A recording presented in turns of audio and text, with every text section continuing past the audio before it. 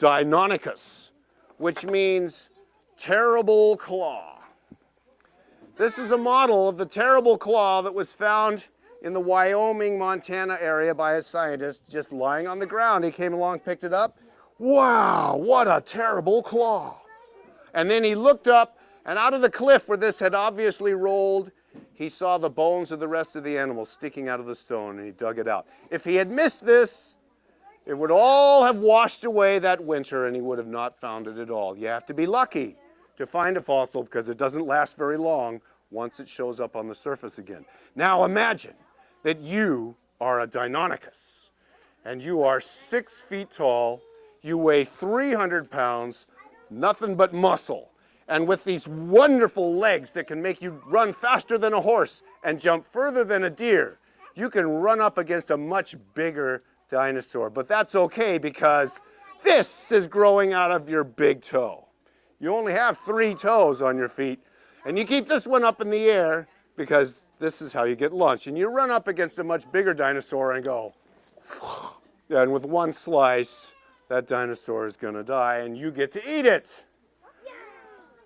I eat fish. It's a nasty, nasty time back then. Everything ate everything. Now, let's get to the really big, scary ones, like Spinosaurus, nature's best attempt at a dragon. I love this creature. Amazing. Yeah, I'm giving myself a head start. These huge arms for grabbing things, big, big legs for chasing after things, and this beautiful fin that was just for show. The bones are too thin to be for protection. It was just to make him look bigger when he was little and then look beautiful when he was big.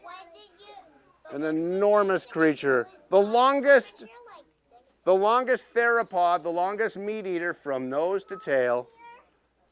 Now let's get to the most famous dino of all. That's right, Tyrannosaurus Rex. Whoa.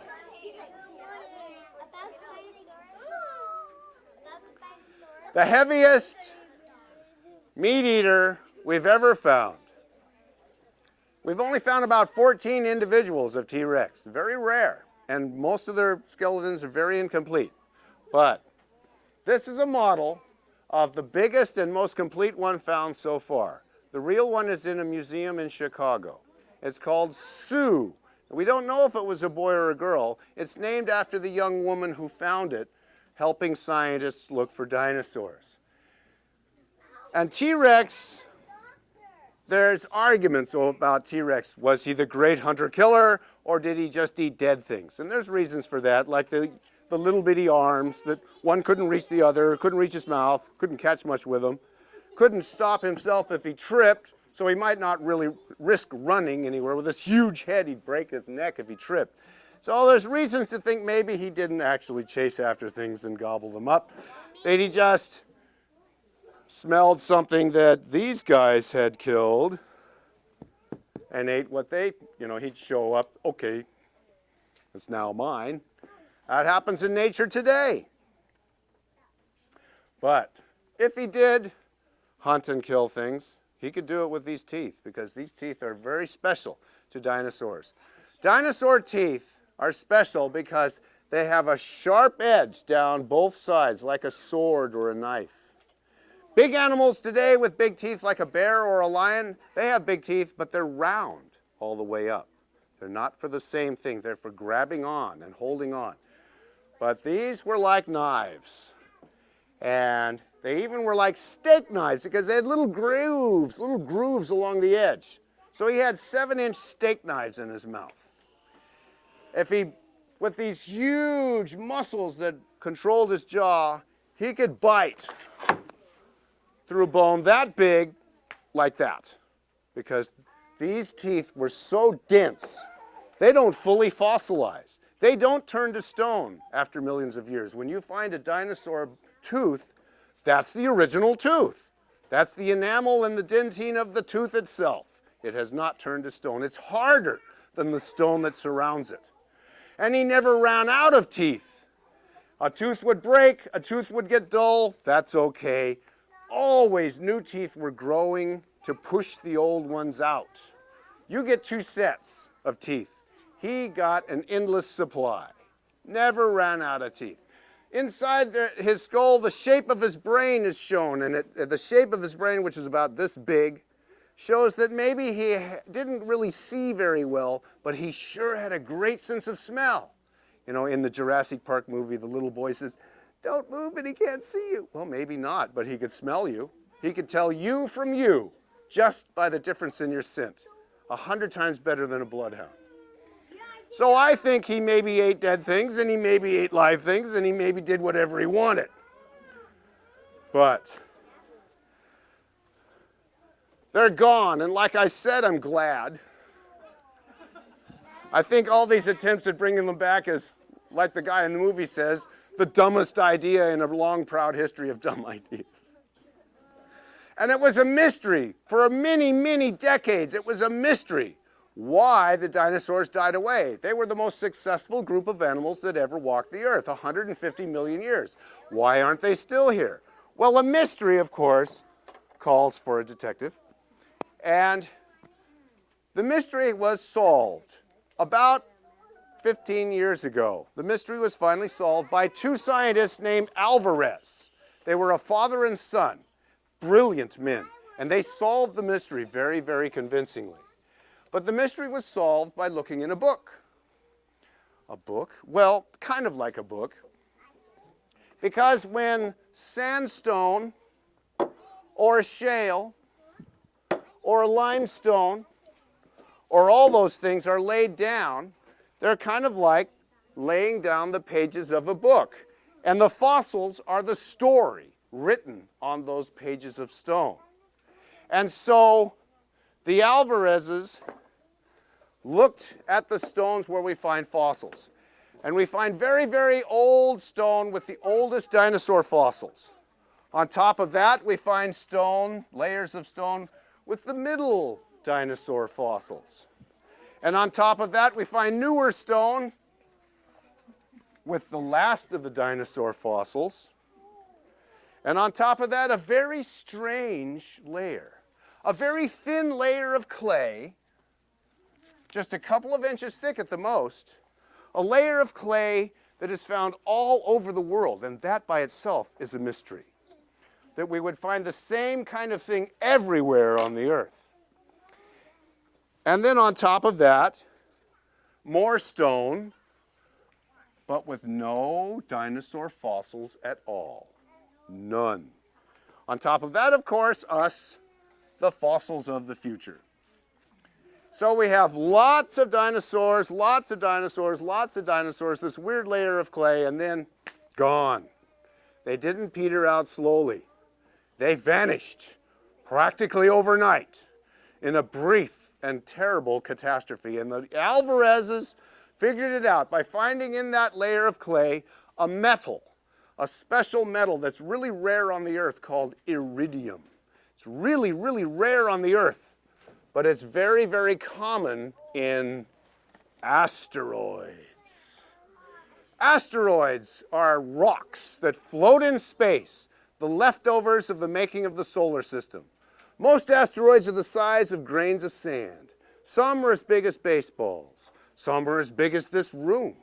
And a few are as big as mountains. Thank goodness there's not very many of them, but there are enough. And every once in a while, the path of a big asteroid will cross the path of the Earth. And so the Alvarezes realized that 65 million years ago, an asteroid made of iron and nickel and iridium, 6 miles across at least. This is downtown Los Angeles. Those are the skyscrapers that you drive by when you go downtown, for scale. This thing came in at roughly 50,000 miles an hour and went boom!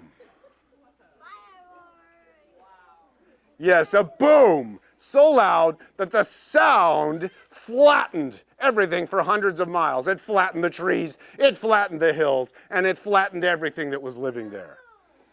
And right behind that was a cloud of white-hot, hotter than the surface of the sun, white-hot gas that asteroid had vaporized into, and vaporized trillions of tons of rock that it had struck on the Earth.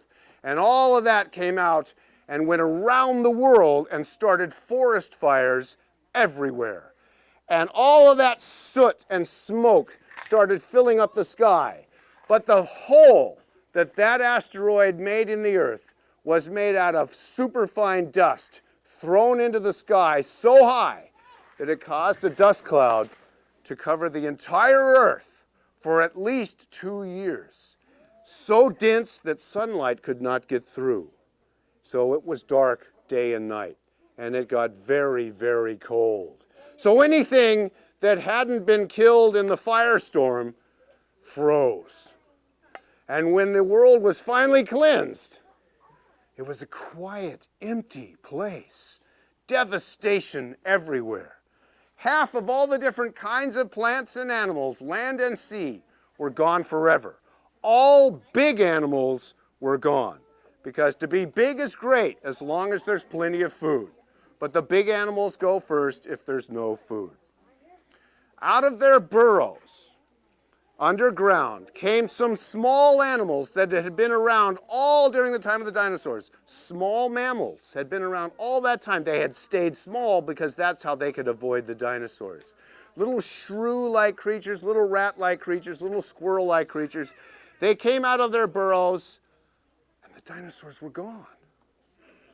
And over the last 65 million years, they went out into the world, and they did all the things the dinosaurs used to do. And they went all the places the dinosaurs used to go. And they became bigger and more complicated and more amazing. They became the big mammals you've heard of, like the woolly mammoth and the giant sloth and the dire wolf. These huge, huge mammals. And we came about so that we could hunt them all to extinction. And here we are today, only because the dinosaurs are gone. If they had remained, we would not have had a chance to develop into the curious and clever creatures we are.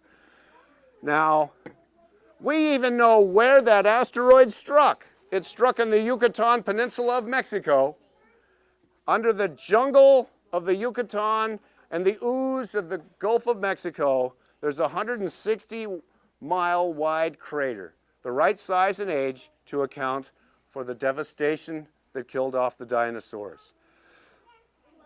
Now, there's more than 200 big craters known on the Earth so far. And there may be many more at the bottom of the ocean we haven't discovered yet. But the biggest ones, the fossils show lots of groups of animals and plants died out whenever one of these things struck. And so this seems to be the way nature changes things on Earth. So we have a challenge in front of us. We are the first animal to come about that has even the slightest chance of doing something about this and not going the same way. If we don't learn from the dinosaurs, we'll go the same way. Because there are thousands and thousands of great big asteroids floating around out there. If we use this big new development up front here and look for these objects and know years in advance if any one of them is going to cross our path, then we have just enough technology to nudge it. Just nudge it. But we need years of warning. So we need to find these things. Scientists are looking for them, not fast enough for my opinion, but they are looking for them. And that will conclude the show. So thank you in advance.